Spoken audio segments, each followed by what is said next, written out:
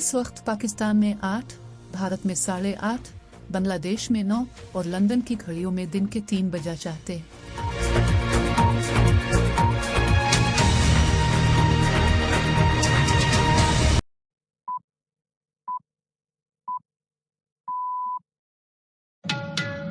सनीचर 7 मार्च के सैरबीन से मैं हूं जावेद चौधरी।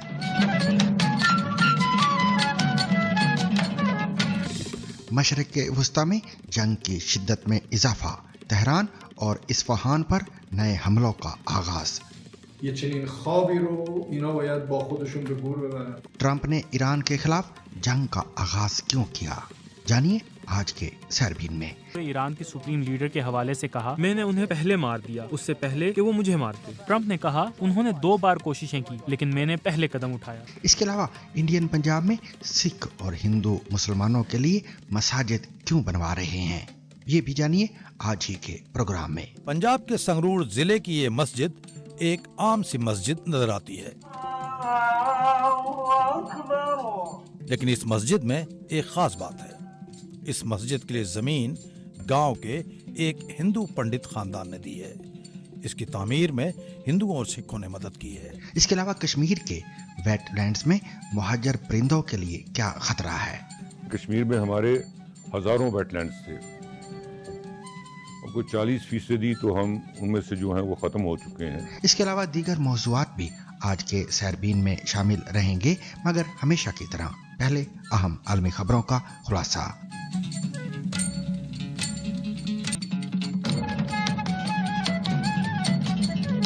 मशरक़ वुस्ता में कशीदगी एक खतरनाक मरहले में दाखिल हो गई है। इसराइल ने ईरान के दारुल हुकूमत तेहरान और उसके शहर इस्फहान पर बड़े फिजाई हमलों का आगाज कर दिया है।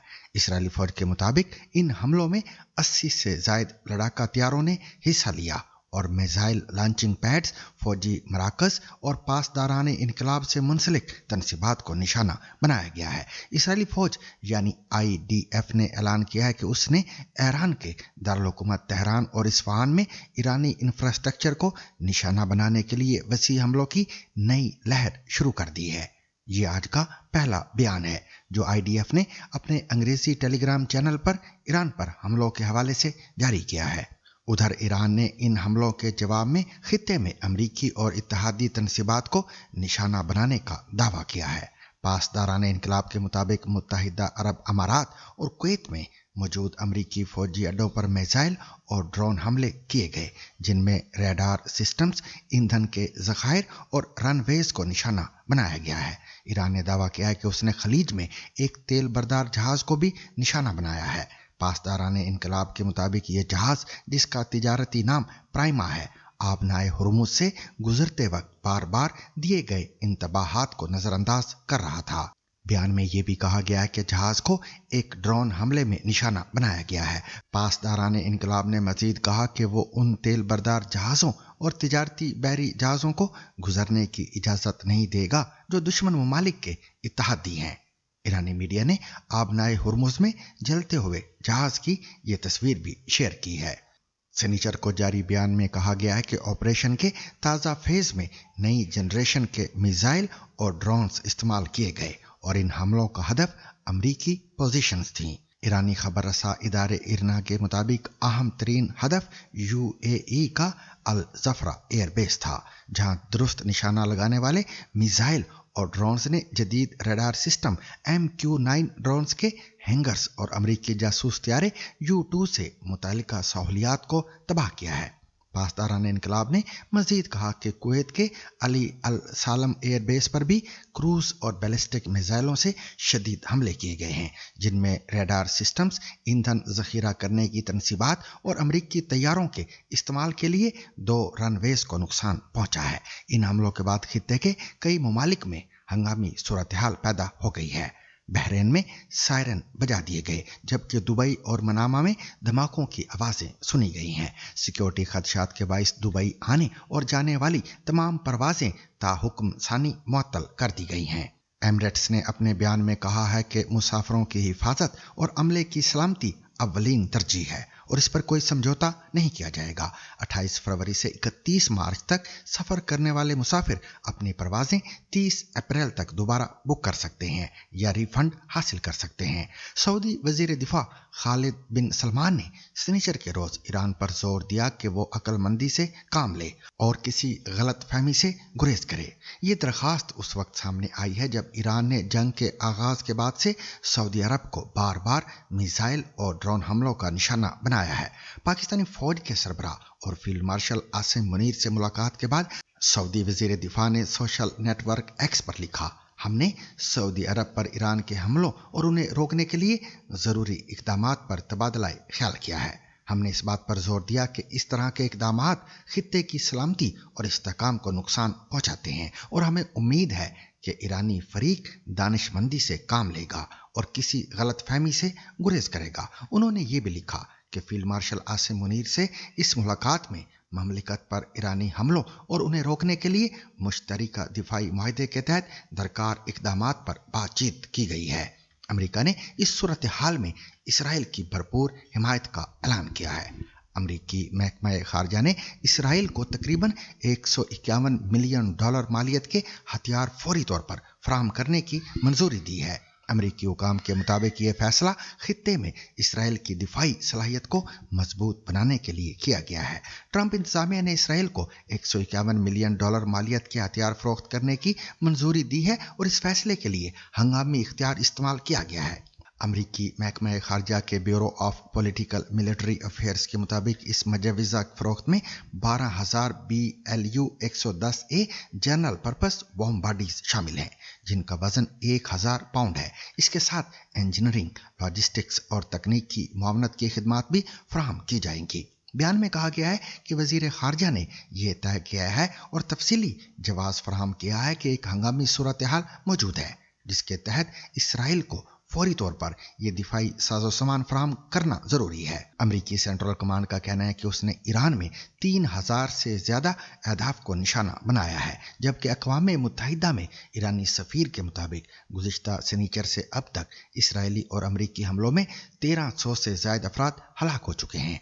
दूसरी जानब 24 क्रूज मिसाइल ले जाने की सलाहियत का हामिल अमरीकी फिजाइया का एक बड़ा बमबार तियारा भी बरतानिया की सरजमीन पर उतर चुका है।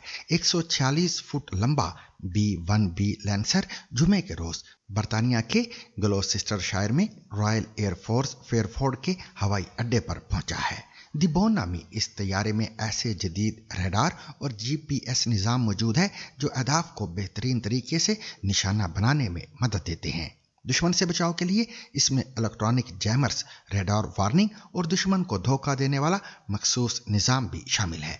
ये पेशरफ्त बरतानवी वजीर आज़म कियर स्टारमर की जानिब से अमेरिका को बरतानवी फौजी अड्डे इस्तेमाल करने की इजाज़त दिए जाने के बाद सामने आई है। ताहम बरतानिया के मुताबिक ये इजाज़त सिर्फ ईरान के मिसाइल मराकज़ पर दिफाई हमलों के लिए दी गई है। रवां हफ्ते के आगाज में हुकाम की जानिब से कहा गया था कि बरतानिया इन जंगी तैयारों को अपनी एयरबेस इस्तेमाल करने के लिए आमादा है और उन्होंने चंद रोज में इन तैयारों की आमद की तवक्को का इजहार भी किया था। यह तैयारा 4 रुकनी अमले के साथ चलाया जाता है। इसके परों की लंबाई 137 फुट है और वजन 86 टन है। दूसरी जानिब ईरानी सदर मसूद पज़ेश्कियान ने सरकारी टेलीविजन पर एक वीडियो पैगाम में कहा है कि ईरान पड़ोसी ममालिक पर हमला नहीं करेगा जब तक कि पहले हमला ना किया जाए। उन्होंने पड़ोसी ममालिक से माजरत करते हुए कहा कि हम किसी मुल्क पर हमले करने का इरादा नहीं रखते और इलाकाई तावन की जरूरत पर जोर दिया ताकि अमन और सुकून कायम किया जा सके। من اینجا لازم از کشورهای همسایه که مورد حمله قرار گرفتن از طرف ایران از طرف خودم عذرخواهی کنم برای اینکه ما این روند با اوضاعی که اتفاق افتاد، فرماندهان ما، رهبر ما، عزیزان ما در حقیقت جان خودشون رو از دست دادن به خاطر تجاوز وحشیانه‌ای که داشت و نیروهای مسلح ما، قهرمانانی که جان بر کفن و زندگیشون کف دستشون گذاشتن که از تمامیت ارضی دفاع کنن. सदर मसूद पज़ेश्कियान का कहना था कि क़यादत की जानिब से मुसल्लह फ़ौज को हिदायत दी गई है कि अब से पड़ोसी ममालिक पर हमला ना किया जाए जब तक कि वहां से पहले हमला ना हो। انہوں نے خبردار کیا کہ جو قوتیں اس موقع کو ایران پر حملے کے لیے استعمال کرنا چاہتی ہیں انہیں سامراجیت کی کٹ پتلی نہیں بننا چاہیے۔ ان کے مطابق اسرائیل یا امریکہ کی حمایت عزت اور آزادی کا راستہ نہیں ہے۔ اسی دوران عرب لیگ نے خطے کی صورتحال پر غور کرنے کے لیے وزرائے خارجہ کا ہنگامی اجلاس بھی طلب کیا ہے۔ عرب لیگ کے ڈپٹی سیکرٹری جنرل نے خبر رساں ادارے AFP کو بتایا کہ عرب لیگ کے وزرائے خارجہ کل ایک ہنگامی اجلاس منعقد کریں گے جس میں متعدد عرب ممالک کی سرزمین پر ایران کے حملوں پر تبادلہ خیال کیا جائے گا۔ حسام ذکی نے کہا کہ ویڈیو کانفرنس کے ذریعے ہونے والا یہ اجلاس کویت، سعودی عرب، قطر، عمان، اردن اور مصر کی درخواست پر بلایا جا رہا ہے۔ لبنان میں بھی صورتحال انتہائی سنگین ہو چکی ہے۔ جنوبی بیروت کے مضافاتی علاقوں میں اسرائیلی بمباری کے بعد ہزاروں خاندان اپنے گھروں کو چھوڑنے پر مجبور ہو گئے ہیں اور کئی لوگ عارضی پناہ گاہوں یا گاڑیوں میں بھی رہنے پر مجبور ہیں۔ بیروت کے جنوبی مضافاتی علاقوں سے تصاویر موصول ہو رہی ہیں جہاں اسرائیلی طیاروں نے بمباری کی ہے۔ ایکس پر جاری ایک بیان میں اسرائیلی ڈیفنس فورسز نے دعویٰ کیا کہ اسرائیلی فضائیہ نے دیہا ضلع میں حزب اللہ اور پاسداران انقلاب کے کمانڈ سینٹر سمیت دہشت گردی کے اہداف کو نشانہ بنایا ہے۔ اسرائیل کی جانب سے بڑے پیمانے پر انخلاء کے احکامات جاری کیے جانے کے بعد ہزاروں افراد بے گھر ہو چکے ہیں۔ بیروت میں ایک عارضی پناہ سے ایک خاتون نے BBC کو بتایا کہ یقیناً ہر کوئی خوف زدہ ہے لیکن ہمیں ہمیشہ امید رکھنی چاہیے۔ ایران پر 28 فروری کے حملوں سے قبل صدر ڈونلڈ ٹرمپ اور ان کی انتظامیہ بار بار یہ اشارہ دے رہی تھی کہ ایران پر حملہ کسی بھی وقت ہو سکتا ہے۔ حملے کے بعد سے صدر اور ان کے اعلیٰ حکام نے ایران کے ساتھ جنگ میں کیے گئے اقدامات کے بارے میں مختلف وضاحتیں پیش کی ہیں۔ BBC کے ایڈیٹر روز ایٹکنز اس بات کا تفصیلی جائزہ لیتے ہیں کہ ٹرمپ انتظامیہ کا ایران کے ساتھ جنگ سے متعلق بیانیہ کس طرح بدلتا رہا ہے اور وہ کون سے اہم سوالات ہیں جن کے ابھی تک جواب نہیں ملے۔ سنیے روز ایٹکنز کا تجزیہ جسے پیش کر رہے ہیں حسن عباس۔ امریکہ یہ کیوں کر رہا ہے؟ جنگ شروع ہونے کے بعد صدر ٹرمپ نے یہ کہا، ہمارا مقصد ایرانی حکومت سے آنے والے فوری خطرات کو ختم کر کے امریکی عوام کا دفاع کرنا ہے۔ امریکہ نے فوری خطرے کا کوئی ثبوت فراہم نہیں کیا لیکن یہی دلیل تھی۔ صدر ٹرمپ نے ایرانیوں سے بھی خطاب کیا، جب ہم فارغ ہو جائیں تو اپنی حکومت سنبھال لیں، یہ آپ کے لیے ہوگی۔ امریکہ زبردست طاقت کے ساتھ آپ کی حمایت کر رہا ہے۔ دوسرے لفظوں میں حکومت کی تبدیلی کے لیے ایک جنگ۔ 2 دن بعد انتظامیہ نے یہ کہا، یہ نام نہاد حکومت کی تبدیلی کی جنگ نہیں ہے لیکن حکومت ضرور بدل گئی۔ لیکن حکومت نہیں بدلی، کم از کم ابھی تک نہیں۔ اور مزید یہ کہا، آپریشن ایپک فیوری کا مشن لیزر فوکسڈ ہے، ایرانی میزائلوں کی تباہی، ایرانی میزائلوں کی پیداوار کی تباہی، ان کی بحریہ اور دیگر سیکیورٹی انفراسٹرکچر کی تباہی، اور وہ کبھی بھی جوہری ہتھیار حاصل نہیں کر پائیں گے۔ گزشتہ سال امریکہ کی کارروائی کے بارے میں ٹرمپ نے کہا کہ ایران کا جوہری پروگرام تباہ کر دیا گیا تھا۔ اس سے پہلے امریکی انٹیلیجنس نے یہ نتیجہ اخذ کیا تھا کہ ایران جوہری بم نہیں بنا رہا تھا، لیکن ہمیں بتایا گیا کہ یہ جنگ اسے روکنے کے لیے تھی اور ایران کی فوج کے کچھ حصوں کو تباہ کرنے کے لیے۔ یہ وزیر دفاع تھے۔ ہم نے وزیر خارجہ سے بھی سنا، ہم جانتے تھے کہ اسرائیل کی طرف سے کوئی کارروائی ہونے والی ہے۔ ہم جانتے تھے کہ اس سے امریکی افواج کے خلاف حملہ ہوگا۔ مارکو روبیو نے وضاحت کی کہ اس کا مطلب یہ تھا کہ امریکہ کو جنگ شروع کرنی پڑی۔ ہم جانتے تھے کہ اگر ہم ان حملوں کو شروع کرنے سے پہلے ان کے پیچھے نہ جاتے تو ہمیں زیادہ جانی نقصان اٹھانا پڑتا۔ مارکو روبیو نے کہا کہ امریکہ نے اسرائیلی منصوبے کی وجہ سے حملہ کیا، لیکن امریکی صدر کے مطابق ایسا نہیں ہوا۔ ان کے مطابق ایران کارروائی کے لیے تیار تھا۔ میرا خیال ہے کہ وہ پہلے حملہ کرنے والے تھے اور میں نہیں چاہتا تھا کہ ایسا ہو، اس لیے اگر دیکھا جائے تو شاید میں نے ہی اسرائیل کو قدم اٹھانے پر مجبور کیا۔ امریکہ نے اس بات کا کوئی ثبوت فراہم نہیں کیا کہ ایران حملہ کرنے والا تھا، اور مارکو روبیو سے ان کے بیان کے بارے میں پوچھا گیا۔ کل آپ نے ہمیں بتایا کہ ایران حملہ کرنے والا تھا اور اسی لیے ہمیں اس میں شامل ہونا پڑا۔ آج صدر نے کہا کہ ایران حملہ نہیں کرنے والا تھا۔ نہیں، آپ کا بیان غلط ہے۔ تو یہ وہ نہیں ہے جو مجھ سے پوچھا گیا تھا۔ کیا آپ کل وہاں تھیں؟ لیکن یہ وہی ہے جو انہوں نے کہا تھا۔ ٹرمپ انتظامیہ نے ایران کے جوہری پروگرام کے بارے میں مزید باتیں بھی کی ہیں۔ حکام کا دعویٰ ہے کہ ایران کے پاس افزودہ یورینیم کی اتنی مقدار موجود تھی جو 11 بموں کے برابر ہے، اور وہ اسے ایک ہفتے کے اندر ہتھیار کے درجے کے جوہری مواد میں تبدیل کر سکتا تھا۔ تاہم انتظامیہ نے اس کا کوئی ثبوت پیش نہیں کیا اور نہ ہی جنگ شروع ہونے کے وقت اس کا ذکر کیا۔ شاید اس معاملے میں ایک ذاتی پہلو بھی شامل ہو۔ ٹرمپ نے ABC نیوز سے بات کرتے ہوئے ایران کے سپریم لیڈر کے حوالے سے کہا، میں نے انہیں پہلے مار دیا اس سے پہلے کہ وہ مجھے مارتے۔ ٹرمپ نے کہا، انہوں نے 2 بار کوششیں کی لیکن میں نے پہلے قدم اٹھایا۔ ABC کے مطابق یہ 2024 میں امریکی انٹیلیجنس کی جانب سے دریافت ایک مبینہ سازش کی طرف اشارہ تھا۔ جو بھی وجہ رہی ہو، جنگ ٹرمپ نے ہی شروع کی، اور اب ان سے پوچھا جا رہا ہے کہ یہ جنگ کب تک چل سکتی ہے۔ اور ہم نے 4 سے 5 ہفتوں کا اندازہ لگایا، لیکن ہمارے پاس اس سے کہیں زیادہ عرصے تک جانے کی صلاحیت ہے۔ ٹروتھ سوشل پر انہوں نے مزید کہا، جنگیں ہمیشہ لڑی جا سکتی ہیں اور بہت کامیابی سے، اور جب دنیا اس جنگ کو دیکھ رہی ہے اور یہ سمجھنے کی کوشش کر رہی ہے کہ ٹرمپ نے اسے کیوں شروع کیا اور یہ کب تک جاری رہ سکتی ہے، نائب صدر نے کچھ یقین دہانی کرائی ہے۔ ایسا ممکن ہی نہیں کہ ڈونلڈ ٹرمپ اس ملک کو ایک ایسی طویل جنگ میں دھکیلنے دیں جس کا نہ کوئی واضح اختتام نظر آئے اور نہ کوئی واضح مقصد۔ روس ایٹکنز کا تجزیہ پیش کر رہے تھے حسن عباس۔ ایک ایسے وقت میں جب شمالی انڈیا میں مسلمانوں کے خلاف نفرت کی ایک فضا بنی ہوئی ہے، انڈیا کی ریاست پنجاب میں سکھوں اور ہندوؤں نے مسلمانوں کی درجنوں مسجدوں کے لیے زمینیں عطیہ کی ہیں اور ان کی تعمیر میں مدد بھی کی ہے۔ یہ سب کیسے ہوا، جانتے ہیں شکیل اختر کی اس رپورٹ میں۔ اشہد ان محمد رسول اللہ۔ پنجاب کے سنگرور ضلع کی یہ مسجد ایک عام سی مسجد نظر آتی ہے، لیکن اس مسجد میں ایک خاص بات ہے۔ اس مسجد کے لیے زمین گاؤں کے ایک ہندو پنڈت خاندان نے دی ہے۔ اس کی تعمیر میں ہندوؤں اور سکھوں نے مدد کی ہے۔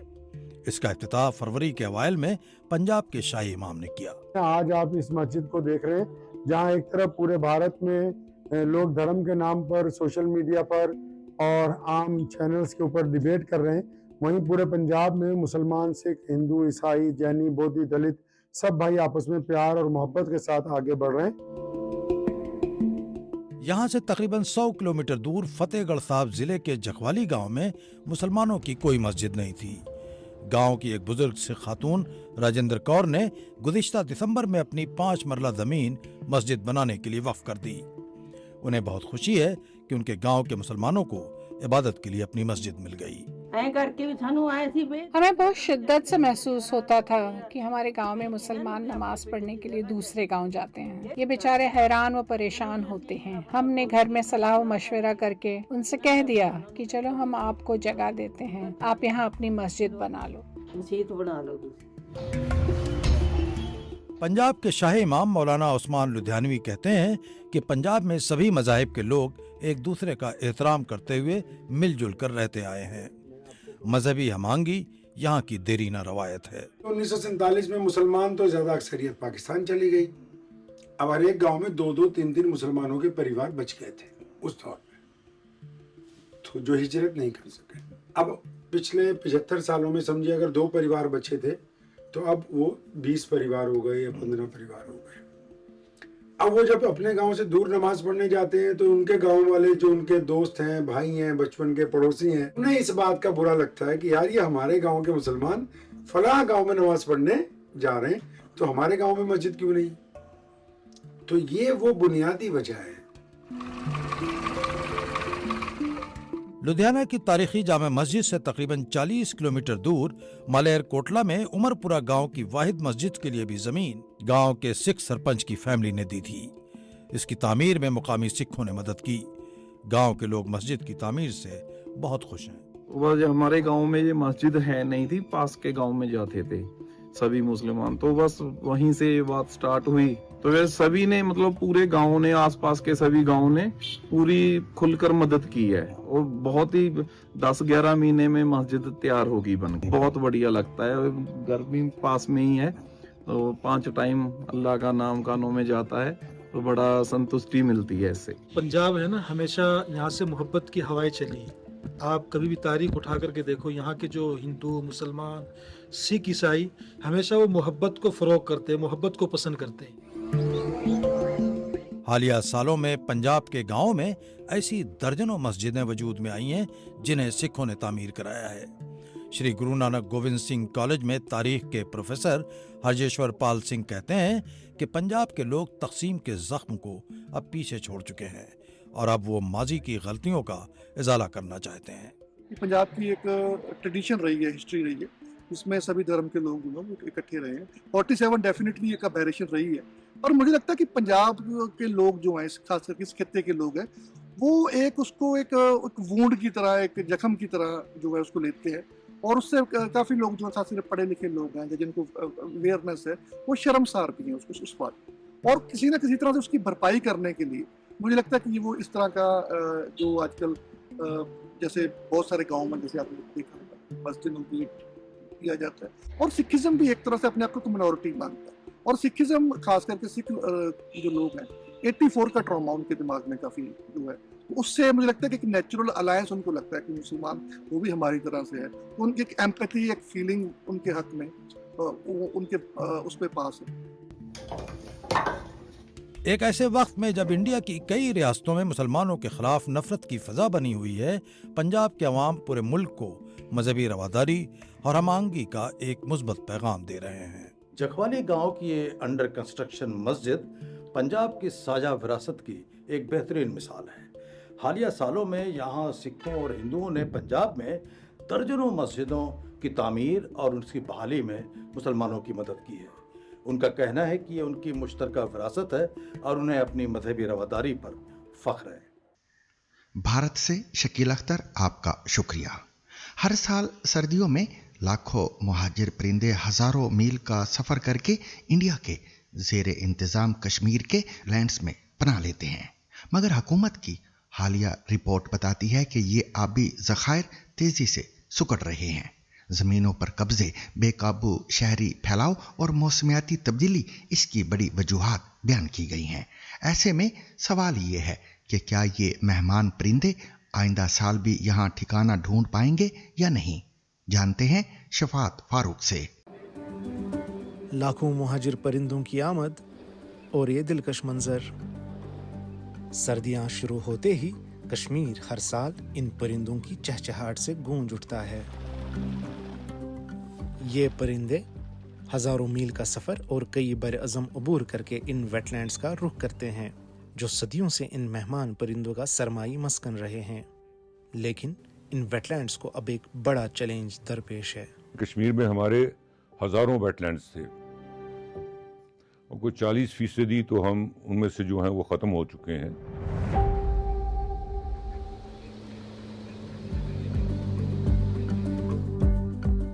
मुख्तलिफ नस्लों के खूबसूरत परिंदे सर्द खित्तों जैसे नॉर्दर्न यूरोप, साइबेरिया और सेंट्रल एशिया के सरतरीन मकामात से कश्मीर का रुख करते हैं।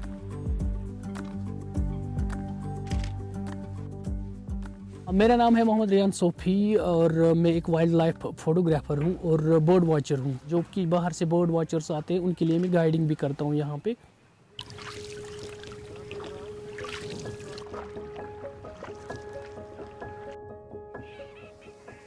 कुछ चीज़ें ऐसी होती है जो मायूस करती है, मतलब जहाँ पे हम बर्डिंग करते हैं वहाँ पे कुछ लोग ऐसे कि मतलब जो यहाँ पे फ्लड चैनल्स होती है उनमें ना वो मतलब जितना भी उनके घर में ट्रैश होता है वो ऐसे ही फेंक देते हैं नदी नालों में, जो कि मतलब फिर यहाँ पे वेटलैंड्स को मतलब भुगतना पड़ता है उस चीज़ का। ये जो हमारे वेटलैंड्स है, प्रोटेक्टेड वेटलैंड्स जो कि वाइल्ड लाइफ के अंदर है, कि मुझे अब इनकी फ़िक्र नहीं है क्योंकि इन पे अब धीरे धीरे काम होने लग गया है। लेकिन ये जो बाकी सारे वेटलैंड जो वाइल्ड लाइफ के बाहर है उनमें भी कुछ जगहों पे फिलिंग होती है, कुछ जगहों पे मतलब ऐसी कॉलोनीज़ बन रही है, तो वो चीज़ बहुत ज़्यादा डिसअपॉइंट करती है हमें।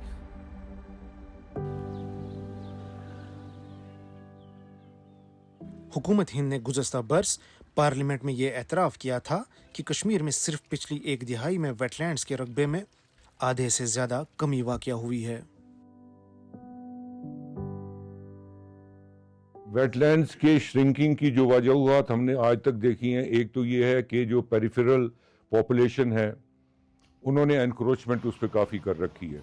उसके अलावा उन वेटलैंड्स के अंदर पैडी कल्टीवेशन भी कर रहे हैं, ऑर्चर्ड्स भी लगाए गए हैं, क्योंकि पानी जब कम हुआ तो लोगों ने एनक्रोचमेंट करके वेटलैंड के एरिया में काश्त करनी शुरू कर दी, वेजिटेबल कल्टीवेशन करनी शुरू कर दी। दूसरी जो फुकदान है वो हमारा क्लाइमेट चेंज की वजह से है, क्योंकि कम पानी आ रहा है, कैचमेंट में कम पानी आ रहा है, या सूखा पड़ रहा है, या वो हो रहा है। वाटर पॉलिसी जो स्टेट की वाटर मैनेजमेंट पॉलिसी है, हमारे स्टेट में अभी वो वाटर मैनेजमेंट पॉलिसी नहीं है। कश्मीर में बैनुल-अक़वामी अहमियत के 4 वेटलैंड साइट्स है, जिनकी हालत में हुकूमती मुदाखलत के बाद पिछले कई साल में बेहतरी देखने को मिली है। लेकिन क्या ये इकदाम बकाया सैकड़ों वेटलैंड्स की बहाली के लिए काफ़ी है? देखिए, आपका अर्बनाइजेशन या फिर इवन ह्यूमन हैबिटेशंस का एक्सपैंड होना, expansion because of the population expansion, definitely इसका इम्पैक्ट तो आपको हर एक वेटलैंड में, हर एक प्रोटेक्टेड एरिया में दिखेगा। तो मैं पर्टिकुलरली अगर स्पेसिफिक रहूँ उन वेटलैंड्स की अगर हम बात करें which are being guarded by department of wild life protection, तो उन वेटलैंड्स में जो इम्पैक्ट्स आए हैं because of the vicinities, because of human habitation, हमने over the period of time जो है उनको कंट्रोल करने की कोशिश की है, जिसमें सर फहरिस्त एक इम्पॉर्टेंट चीज़ हमने की है डिपार्टमेंटल लेवल पे कि हमने डिमार्केशंस को कंसोलिडेट करने की कोशिश की है, ताकि जो भी इम्पैक्ट्स है ह्यूमन हैबिटेशन के या एडजॉइनिंग ह्यूमन हैबिटेशन के, वो बियॉन्ड लिमिट्स ऑफ डिमार्केशन रहे। हुकूमत के दावे एक तरफ, लेकिन चंद इलाकों में कुछ नौजवान नई नस्ल के लिए वेटलैंड्स को बचाने की कोशिश में जुटे हैं। ये जैसा अभी वेटलैंड दिख रहा है कि इतना साफ़ है, ये पहले से ऐसा नहीं था। हमें बहुत मेहनत लगी, हमें बहुत एफर्ट्स हमने लगाए इसको इतना साफ़ बनाने के लिए। हमारे साथ और स्टूडेंट्स जुड़े जो कंजर्वेशनिस्ट है, उनके साथ हमने एक्टिविस्ट है, उनके साथ काम किया, हमने इसको साफ़ किया और कम्युनिटी को इन्वॉल्व किया। इनको शायद नहीं पता था इसका रोल क्या है, इसकी इम्पोर्टेंस क्या है, उनको हमने समझाया और आज ये हमारे पास रिज़ल्ट है। कम्युनिटी भी इसमें इन्वॉल्व है इसको पूरा क्लियर रखने में। यहाँ पे इसके किनारे पे एक स्कूल भी था और उसी स्कूल के आगे एक बहुत बड़ा प्ले फील्ड था, जहाँ पे मैंने खुद क्रिकेट खेला है कि इतना वास्ट एरिया था जिसमें पानी बिल्कुल भी नहीं था। उस टाइम चैलेंजेस थे, जो इसका वाटर सही तरीके से रेगुलेट नहीं होता था, इनलेट्स बिल्कुल शैम्बल्स में थे, जो इसको इनलेट्स से पानी बिल्कुल भी अच्छे से नहीं आ रहा था, या जो उसमें पोल्यूशन लोड था, ग्रे वाटर था या गार्बेज था, वो बहुत ज़्यादा था। ये मेहमान परिंदे हर साल हज़ारों मील का सफ़र करके यहाँ आते हैं, इस उम्मीद के साथ कि उन्हें साफ पानी भी मिलेगा और खुराक भी। लेकिन सवाल ये है कि अगर वेटलैंड्स की ऐसी ही सूरत हाल रही तो क्या ये कभी वापस लौट के आएंगे? और सामीन, इसके साथ ही आज का सैरबीन अपने इख्तिताम को पहुंचा। मुझे और मेरी पूरी टीम को कल तक के लिए इजाजत दीजिए, लेकिन इजाजत लेने से पहले अब तक की शह सुर्खियां।